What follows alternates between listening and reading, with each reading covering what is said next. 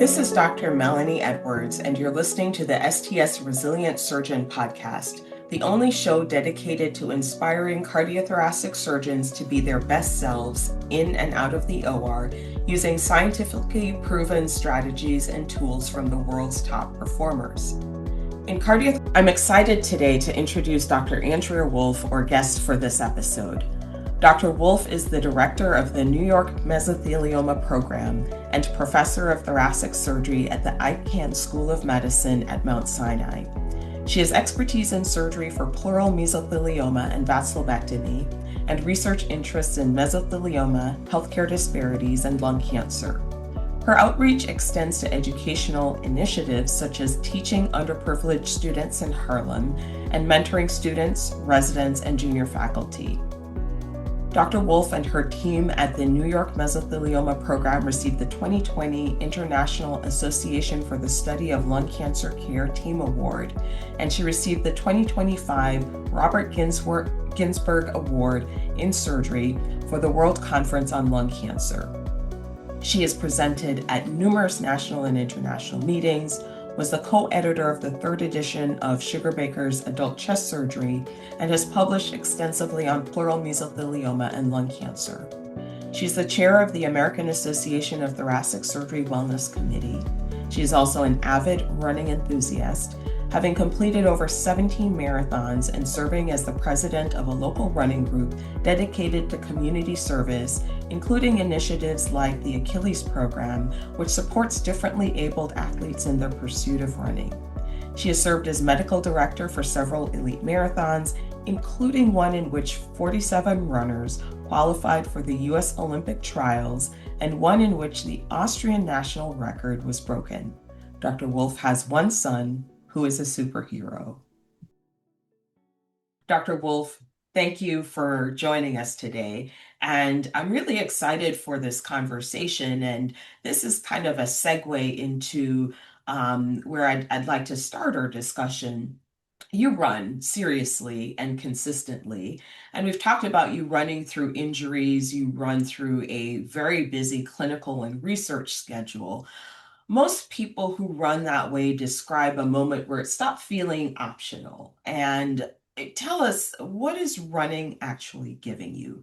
Has that changed as your career has evolved? Thank you, Dr. Edwards, for that introduction and for my favorite question, a question about running. I've loved running since I first did it 36 years ago. It felt like I was flying, and I've loved it ever since.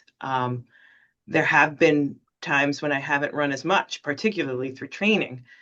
And the longest period of time I went without it was November of 2012 to November of 2013. And I remember that one full 1 year period without running that had begun with Superstorm Sandy, leading to a few days off, so to speak.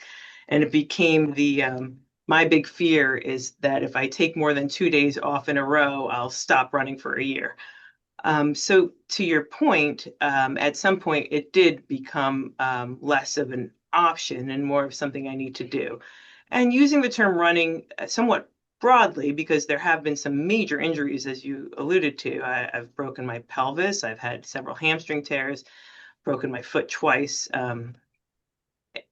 periods of time when I've had to have months off of running on land, but I've found ways to continue exercising, or at least try to achieve whatever it is that running is doing for me. And as my chair often says, it's really for your noodle. This is something to do with physical health, but a lot more to do with mental health, and certainly for me, performance. And running is really the scaffolding on which everything else is based. And as I'm explaining it, running can be in a pool. At times running really is just exercise. So that has at times been water running when I've had those major injuries, or running in something called the Ultra G, which is an anti-gravity treadmill that they have in physical therapy offices, or even just going to the gym. Or when I broke my foot, I couldn't pool run, land run, or do anything other than swim. So I learned how to swim and started doing that for miles. And so that sort of supplants whatever it is this is doing for me. It's a moving my body and exercising to sort of set the day up. I generally do this very early in the morning. If it's not done early in the morning, becomes the source of angst. I always plan to take one day off of running every week, and so that day is safe because I don't expect to run. And if I should get to run for some reason, it's always a bonus. But short of that, I do have this sort of angst about it if I don't get it done first thing in the morning. And it literally becomes the structure on which the rest of the day is based. So that it just sort of sets things up for success once it's done. If you get a run in, at 6 in the morning, everything else is easy for the rest of the day. And it does seem like less of an option at this point. But it's also become a source of everything else, community, social scene for me, a lot of my mentorship, even relationships with colleagues, even referring doctors. Um, if someone can join me in a run or in the gym, it makes everything easier.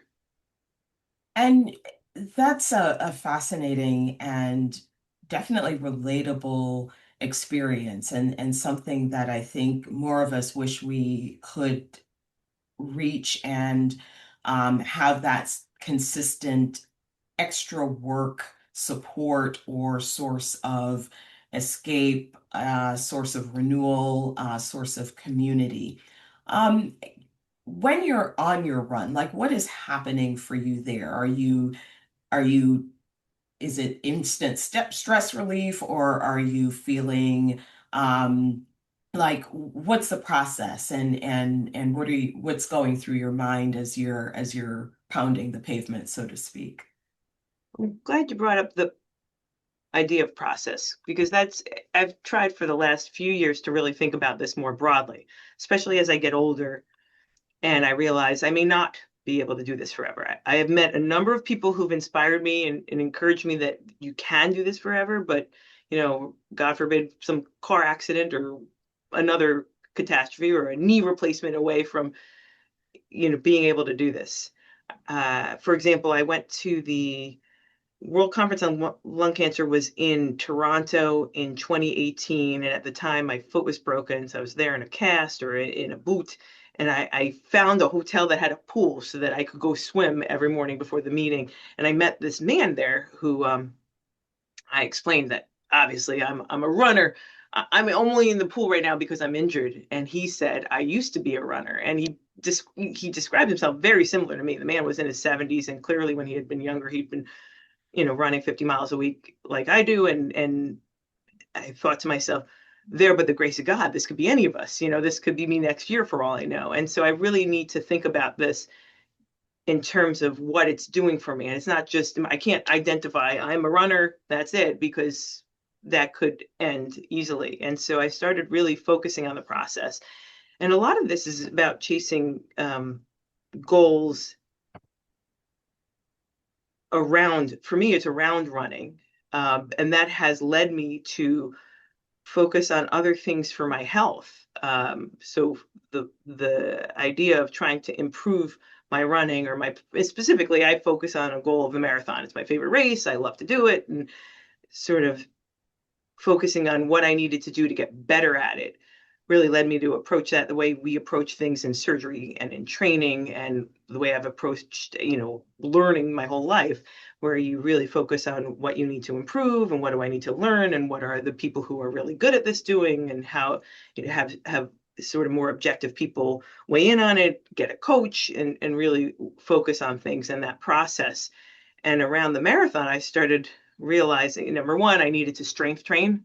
And the big secret is when I broke my foot, I could only swim and go to the gym. And so I started strength training, and I've been in the gym regularly every week ever since. My bone density has improved, my running has improved, and I've developed more connections and an interesting community of other strength training and other athletes that I've really enjoyed. So that really paid off in spades.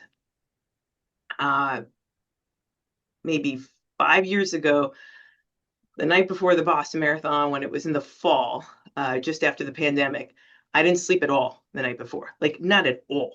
I mean, and I was trying to meditate. I didn't know what to do for myself. It was actually there's an app for meditation where I would do these 5 or 10 minute meditations, and I had literally done 20 of them. Oh, wow. It was, some version of A Beautiful Mind, where this is a testament to psychopathology. And I thought to myself, I really have to figure out what's going on, because if this is how it's going to be, I don't want to do it. This is not Yeah. enjoyable. And I'm obviously torturing myself. So I spoke to a sports psychologist who happens to be a sports psychologist for Major League Baseball, works with some high performing people, very famous people. And he encouraged me to get a Whoop, Uh, or some sort of wearable. The other options are Aura or these other wearables, to start tracking HRV and recovery data and to be more purposeful with recovery. And mhm. he said to do meditation and breath work every day. I didn't even know what that was. I learned what breath work is. I read more about it. It turns out these are techniques that the Navy SEALs and other high stakes performing individuals use. And I've been doing it ever since. And that started really improving my performance at work. It started improving my interactions with other people. It really just started translating across sectors, I would say. And Interesting. and so this idea of process focus Yeah. and all of the what I call them the peripherals. I call all of this stuff the peripherals. And I think That's, certainly it's relevant to running. And when I mentor younger people or others around running at many levels, I say you have to pay attention to the peripherals. And I'm impressed now. I think runners are, and all athletes are, more in tune with that than we were when we were their age. But it really does. It applies to what we do day to day. First of all, our job is very physical, like yeah. literally physical. We're positioning patients, we're reaching, we're doing. Um, and our job itself, even without that, is physically demanding. Yeah. So these techniques that support high performance in athletics and other sectors, we need them too. And I think we can learn a lot from these people. Perfect.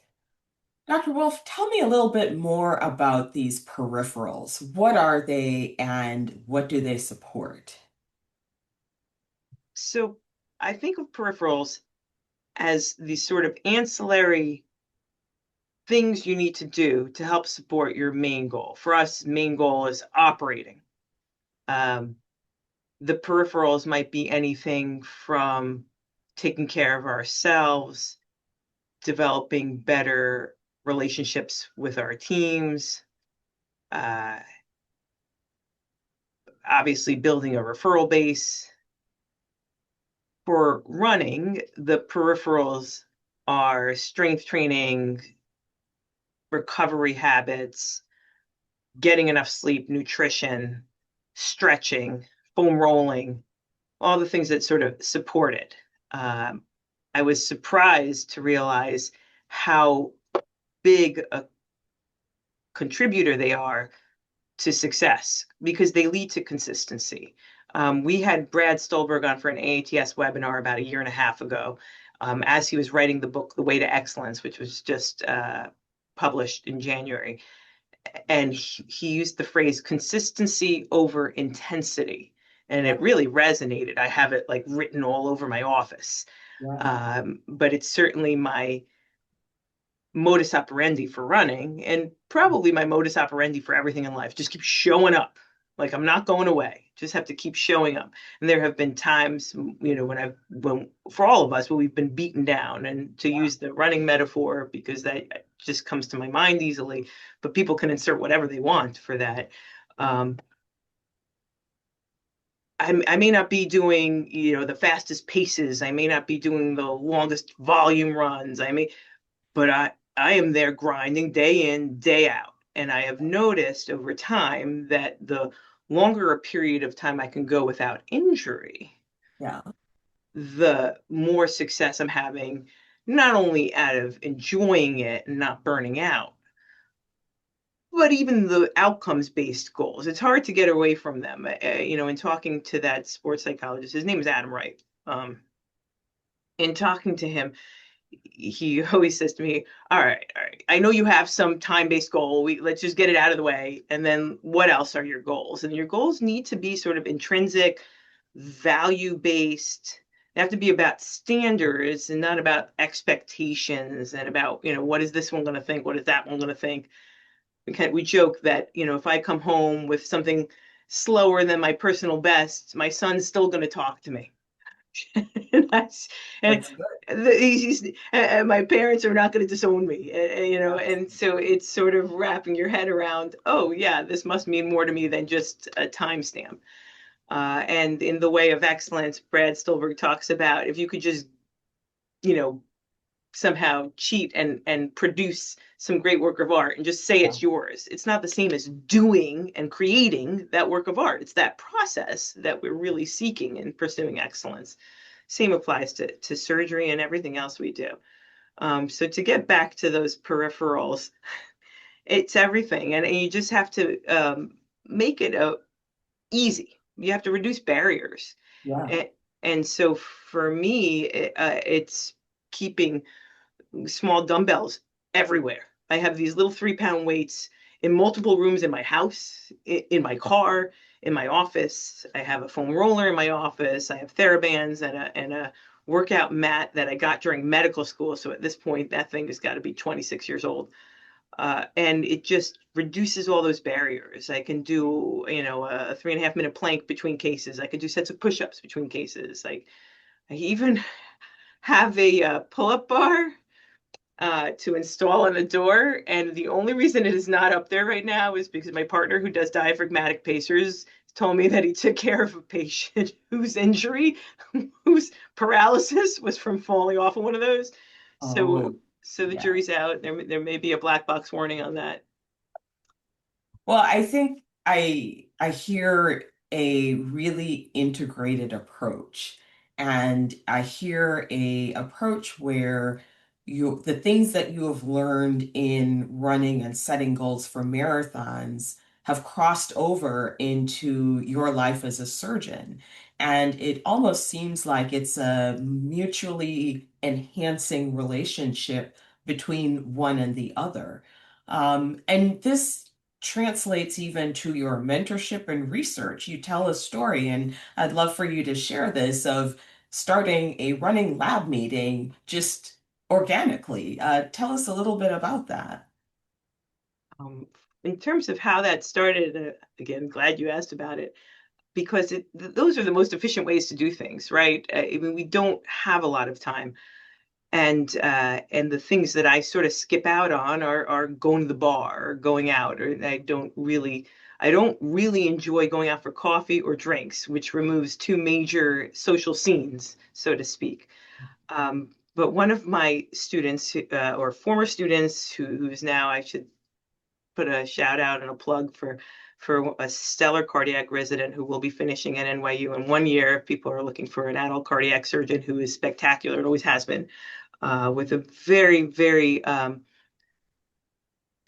thorough and deep set of skills, including years of working for JP Morgan, who had done a post-bac. And she was in her post-bac, I think, at the time we first met, doing research with me in mesothelioma, maybe 12 some odd years ago. And we were working on these projects, and we had a meeting scheduled for 5 p.m. on a Friday. And it was one of those days that I'm describing where I just hadn't gotten out for the morning run. And so I was that run had to happen, and it was getting later in the day, and now I have this meeting, and the student shows up at my door, and I just looked at her and said, "Do you run?" And I must have had this look of like somebody who was ready to like explode. And she very honestly answered, "Yes," which is fortuitous. I said, "Can we do this meeting running?" She said, "Well, let me go get my sneakers," and we did. And that, from the first of all, it really magnified our relationship. This is one became my kid sister, in terms of a mentor-mentee relationship. But we started doing that regularly, and other medical students would join. We continued doing that through the time that she was in medical school, to the point where we had like a student group and we had people coming with us. And I did a marathon out in Oregon, and the students got funding to go to a meeting nearby and rented a car to come get me. And I went to their meeting and they came to the marathon. And it really stemmed from there. And we kept it going for several years.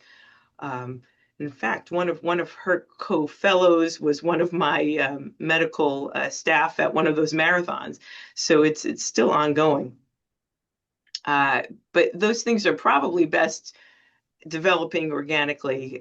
Although I've talked with some surgeons at this year's STS, I met a surgeon from Arkansas who has a whole program with the medical school, with support from the medical school for a running club, for a medical school running club. And I think it's a great way to get people moving. And again, it doesn't have to be running. It could be pickleball or some sort of strength training or yoga, something to move our bodies, be physical, and do it together, and to be committed and be consistent. It serves us very well. I think mind, body, soul. And I do think that improves our performance. I think this old school mentality where we have to be operating all the time has diminishing marginal returns. And at some point, there's a sort of sweet spot that you surpass that it becomes detrimental. And in the modern era, with the other sort of milieu, whether it's too many devices or a culture of sort of shorter attention spans or all the things that are going on, I don't think that old school methodology is sustainable, and for us individually and for us as a field. So I think we have to sort of go with the times and modernize. And this to me is modernizing, taking care of ourselves, admitting that it's important to take care of ourselves, and recognizing that we will actually do better and get more out of ourselves if we take care of ourselves. I think those are so many excellent points, and there's a lot to unpack, both with respect to how we form community and creative ways of mentoring beyond the traditional methods that we've thought about. And I'm particularly inspired about this because not everyone has access to mentors in the same way, but these organic outside of the box connections can certainly provide that opportunity. And rightly, our status as high performance athletes is something that a lot of us probably intuitively understand, but we don't treat ourselves like athletes, as you've alluded. Athletes are a lot more disciplined, I think, for the most part, with respect to how they train, recover, and coach. And tell me a little bit about what you would envision if you were designing a optimal recovery training surgical integration. Oh my God, I love it. I'm salivating because this is my dream.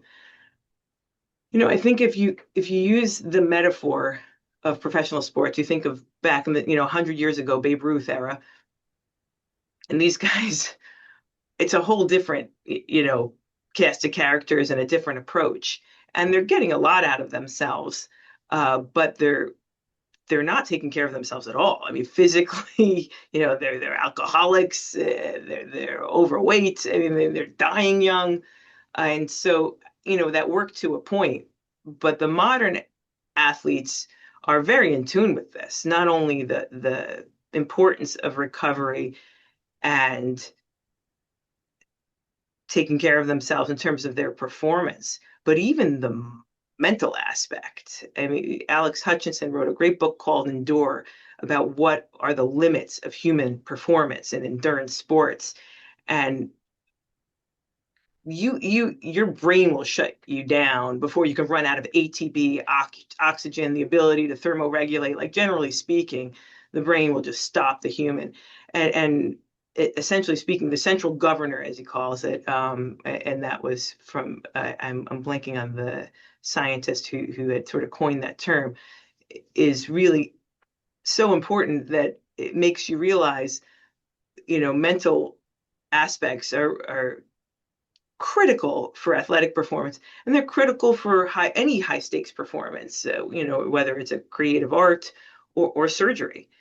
And so really taking care of our mind and accepting that that's important would serve not only us as surgeons well, but it will serve our patients well. It'll certainly serve the people we're working with well, because they're already there. Last week, the nurses for Nurses Week at Sinai had Amy Edmondson, who is world renowned in understanding for psychological safety and workplace performance. And the nurses are there. We need to get there in order to work with them and to work better. I also think we'll find that the truth is this helps us too. We're just a little less willing to admit it. I'm not sure why we have to pretend we're robots. Yes.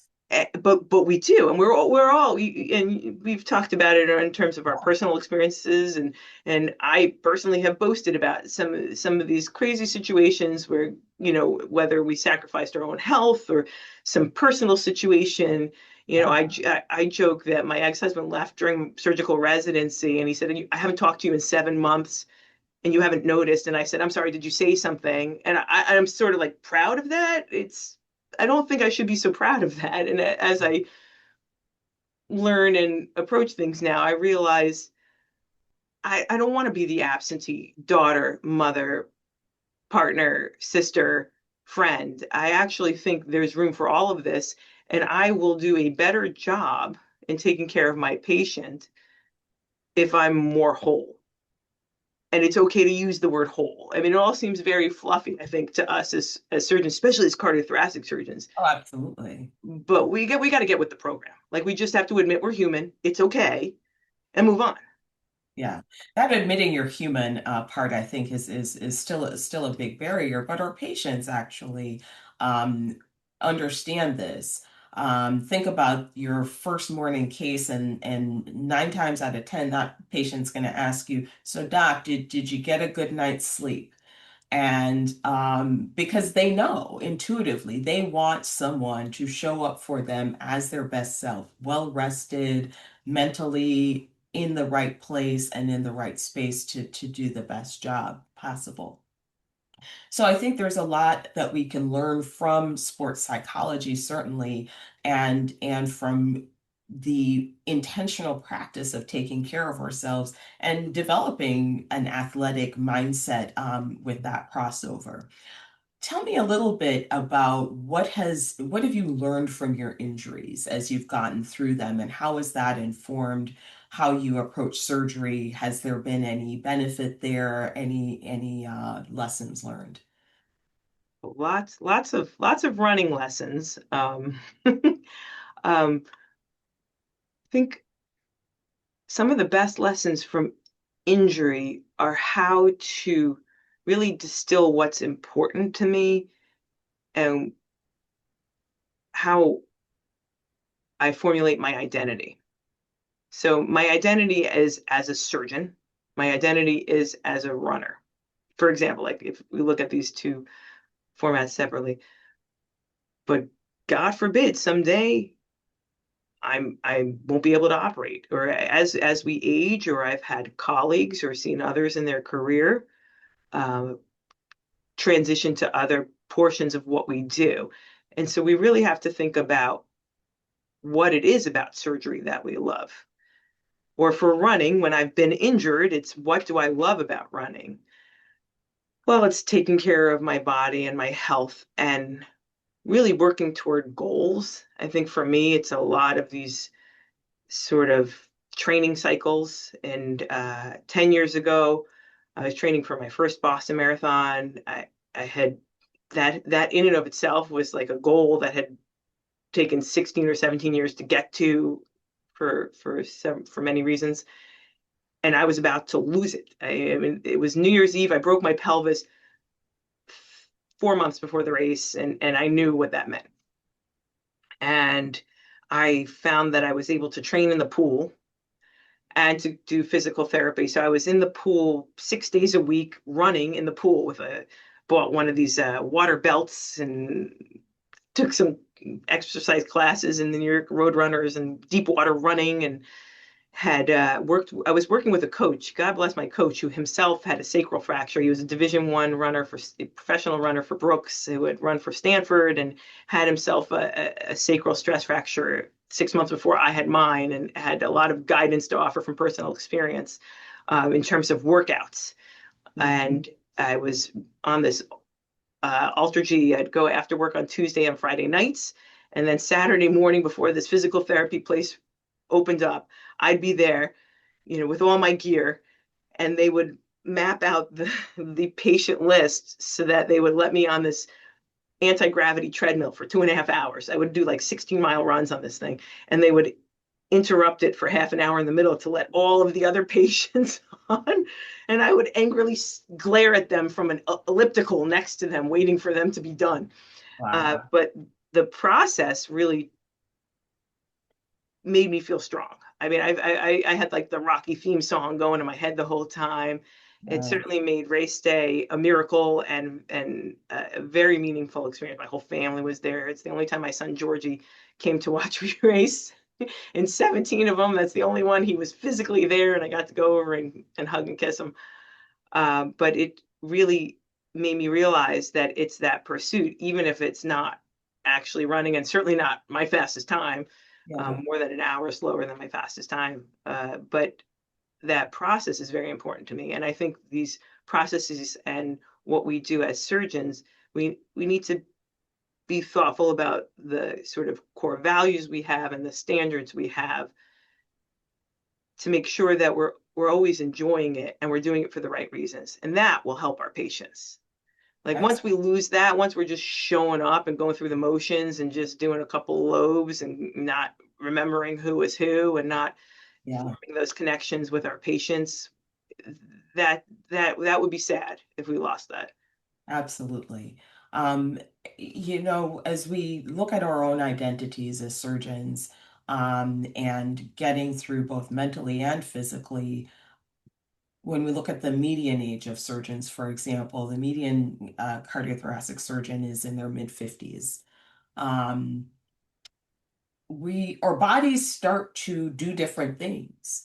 And how do we transition and adapt? And, robotics is helping. I think a lot of us adapt, but as someone who's really attuned to recovery training, how are you adapting to those changes that we see in the OR, the injuries, the neck pain, et cetera?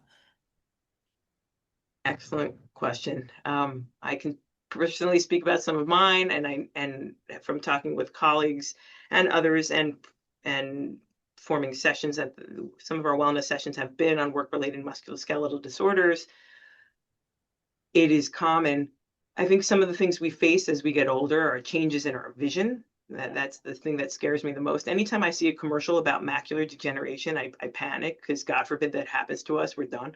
Yeah, I'm reassured and I check in, with my eye doctor. I'm good, but it is among the things that I think are reality based. I think as we get older, we need to be more thoughtful. We need to be more thoughtful about planning cases. I try not to do more than one big case a day. So if I have a big case, I'll add on smaller cases to follow, realizing the bigger case, there's a sort of emotional drain, there's potentially a physical drain. yeah, There's a strain on the whole team. And so, just in terms of planning, I think we can be more purposeful about that. And yes, sometimes emergencies are going to happen and we're going to be up all night and we're going to have to go into the next day and operate again or have clinic hours, or these things are going to happen. But then after that, you need to pay attention yeah, and appropriately pay it back, because now you've got a debt. The wearables will talk about sleep debt, whatever you want to call it. You better pay that back, or you're going to tear something, break something, develop your radiculopathy. I mean, I've had injections in my neck more than once. I've had partners who've had back and neck surgery, or hip surgery. This is the nature of the beast. But I think if we're more purposeful about it, we can really save ourselves and preserve our bodies. I think we need to, I remember being a fellow, and we can both speak to these things, where yeah, you'd be standing, you know, as an assistant for hours. Oh, yeah. And some of us have developed DVTs, blood pooling, kidney stones, renal failure. I mean, you name it, it's happened. I think we need to take these micro breaks, and I try to be cognizant of it in my OR. If I often go to path to look at the tumor with the pathologist, and I realize even just getting out of the room and walking around for a second is refreshing my brain. And I realize no one else in the room has gotten to do that, and so especially if it's a longer case, I'll send the resident and the whole team, round robin, go get a protein bar, go take a pee, Yeah. just because it also models being human and reminds young surgeons that this sort of stoicism, I respect stoicism as a philosophical, Oh, yeah, it's great. I respect it, and probably we all exhibit it. That's how we got here. But the Yeah. fact is we're human, and acknowledging physiologic functions, or the presence of hypoglycemia, or need for euvolemia, or need for hydration, and certainly need for sleep. It may not, residents often ask me, oh, this is just impossible. I can't get all of the sleep that is recommended during training. And you can't, Yeah. but you can make sure you're consistent, or you can make sure the sleep that you do get is restorative and not disturbed by screen time, or blue light, or hot temperature, or noise, or whatever it is that can reduce the quality of the sleep you're getting. Yeah, absolutely. I think that the idea that we are not machines is one that for some reason we resist, but it makes us human. It makes those around us have permission to be human. And honestly, we're looking at workforce crises. And if we keep persisting, we'll have to keep persisting because there may not be enough replacements for this type of intense work. Um, talking about the physical type strain and demands and modeling a different, more humanistic, maybe, approach to being a surgeon in real time. How do you think about this as we think about women in this specialty and some of the differences that we probably don't talk about that are maybe the elephant in the room that we need to also consider as we make our specialty more inclusive? That's a great point, especially during Women's Health Month. But just in general, I think just acknowledging it and starting to talk about it more. I have enormous respect for some of my colleagues who have brought these issues up at our wellness committee meetings, the subject of menopause and the impact on women in their perimenopause, in their 40s and 50s. I just think we need to talk about it more. I think we need to understand it more. The more we talk about it, the less stigmatized it is. I think, admittedly, even I'm uncomfortable talking about it because I spent the last 25 years of my life pretending I'm just one of the guys, or the last 49 years of my life trying to be one of the guys. Yeah. And the fact is, even if you don't attribute it to sex or gender, the fact is people are all different and their needs are different. And there are specific needs related to being a woman as we age that we need to acknowledge. And the more we talk about it and understand it, the more we can support each other, and the better off we'll be, and the better we will be able to help our patients. I mean, that's what it comes down to. Yes, there's this instinct for all of us surgeons to sort of stuff anything that is, this is about me, and patient, always patient first. Yes, patient first, but just suck it up and admit that this is going to affect your ability to take care of this patient. Like, if you feel like garbage, you're going to do poor. And you know what? If just saying, listen, this is not happening. I remember I had this bad sinus infection after the New York City Marathon in 2016, and the nurses shut me down. The nurses, I was operating, and I had a case to follow, and the nurses were like, if you don't tell your patient you're sick, we will. I have so much respect for them because it woke me up. Like, Yeah, why am I taking this person's health yeah, so for granted that I'm clearly not at my best? yeah, And so I went to the patient, and and we moved his case to 2 days later or whatever. Took some antibiotics, and it fine. But making sure we optimize ourselves involves admitting and adjusting.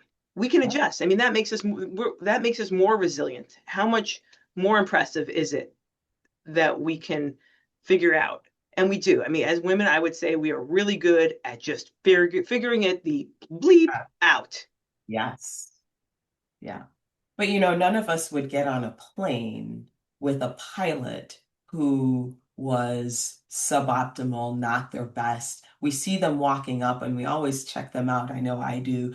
And they're perky, alert, or at least have that appearance. They're not kind of bent over, dragging themselves in. And I think it makes a difference to think about that. Would you get on a plane with somebody who is flying in the condition that you are right now? And what does that mean for your patient and what they deserve?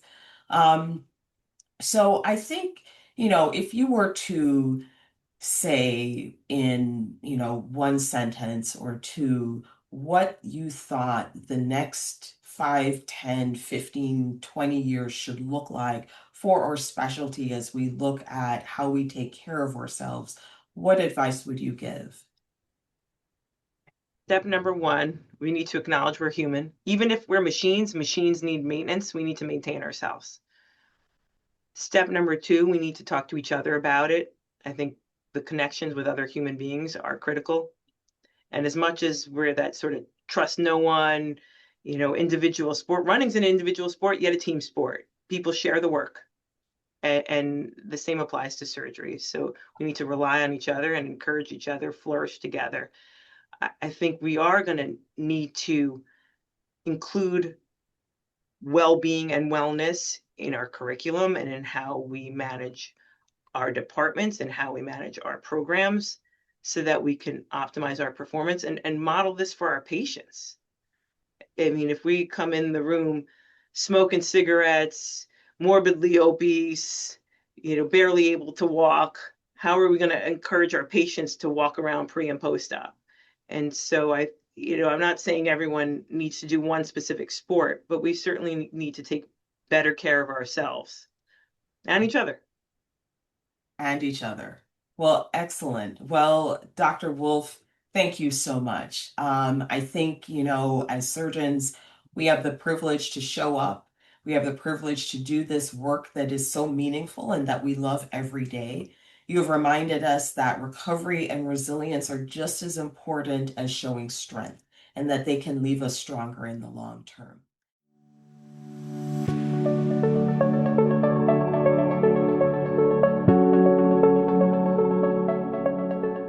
To our listeners, thanks for spending this time with us today. Check out the show notes for links to additional information and about resilience and about getting stronger. You will find this information on our podcast webpage at sts.org/podcasts. Share this episode with your colleagues and know that we want to hear from you. Post a comment or offer a topic for an upcoming show.